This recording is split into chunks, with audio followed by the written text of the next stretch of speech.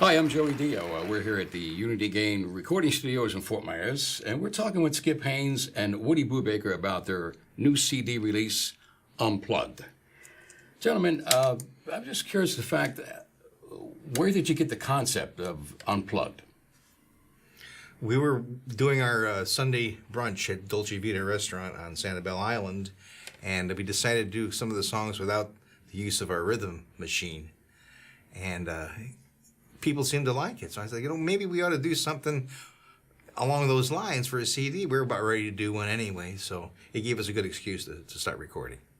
And did you feel the same way, Mr. Haynes? Yeah, pretty much so. It seemed to work. That afternoon we were doing the jazz brunch at Dolce Vita, and we were able to do pretty much of what we wanted to do. So we, like he said, decided to turn the rhythm machine off, and I had some arrangements, or we had some arrangements that had never been recorded, especially some of the ballads that we've been playing for years, and we decided to, maybe this would be a good idea to go in the studio and record some of these things. These are all songs from the Great American Songbook, some of the great standards.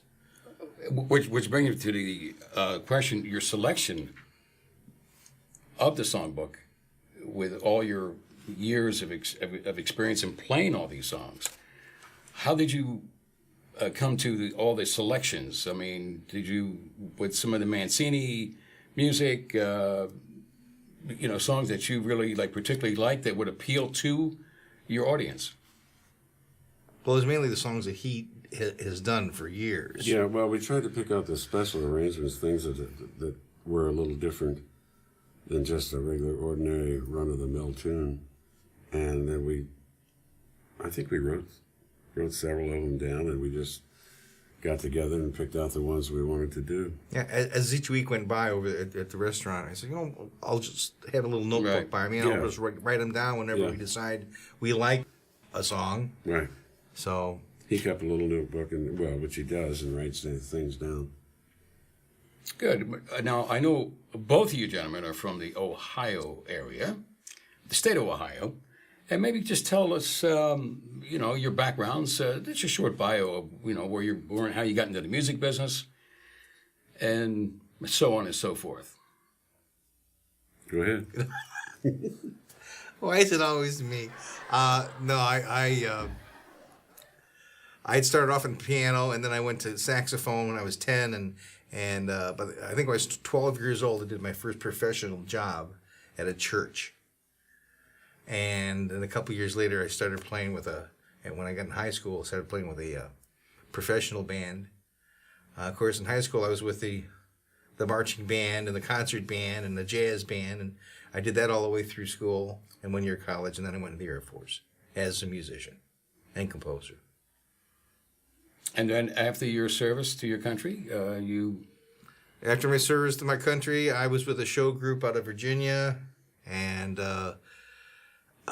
then moved to Ohio, went back to school for a couple years, and then found myself back on the road again, and was doing a single, and wound up back in Toledo, Ohio, my hometown, and we opened up a club there, and I was there for 9 months, and I was there for like 8 years.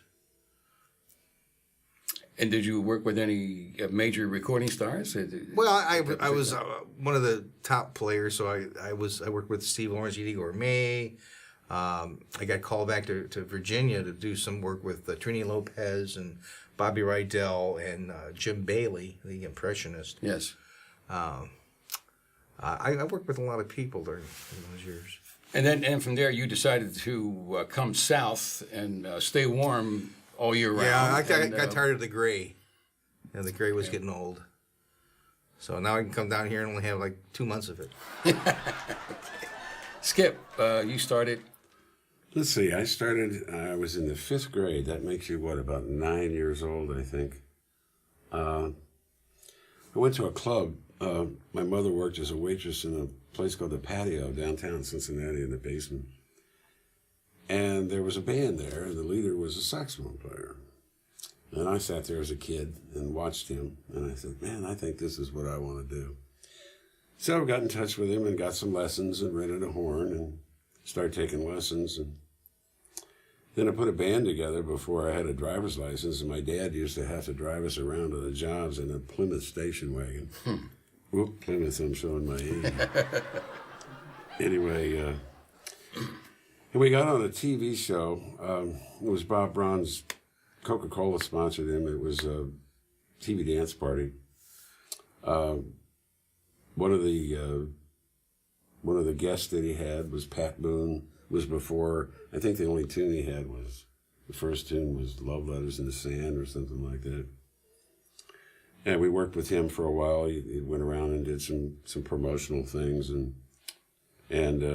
Bob Braun took us out on a lot of his jobs. So, and we were on TV, and the payment for that was we were able to give our telephone number out on television for jobs. Yes. So you can imagine, we got a lot of jobs. We played every high school prom there was, but we got a lot of other phone calls too.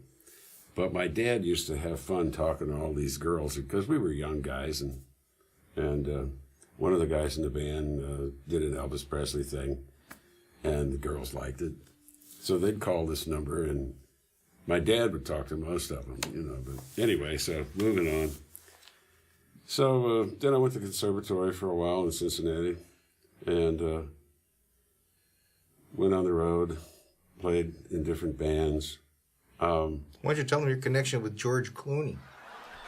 Oh, I knew George when Nick Clooney, his dad, I knew Nick actually better. Nick's a broadcaster in Cincinnati. I think he still is. Or he may have retired by now. But George was just a small boy, maybe 6, 7 years old, and he used to come to a club and have lunch where I was playing and whatever, so I knew the whole family pretty well. But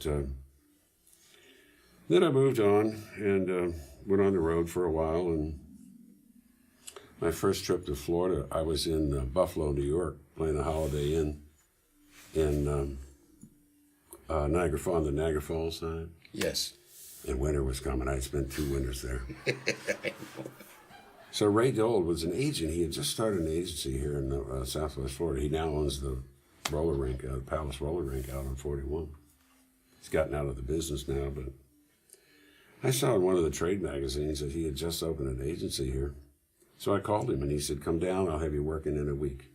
I packed all my stuff, put it in a van, drove to Florida, saw the Holiday Inn sign out on 41. I checked in. I called Ray, and he had me working at the new Robert E. Lee within a week. And I've been here ever since. That was about 1980, 1981. Boy, I'll tell you, you guys have some history in your music business. We're going to wrap this up with saying I have seen the DVD and I heard the CD on these two fine musicians that I know for a long time. They're coming out with the DVD only. You can purchase that and the CD only, or they have a double set package. So we'd like to say I know these gentlemen for a long time, like I said earlier, and they just show the passion and the dedication to this project.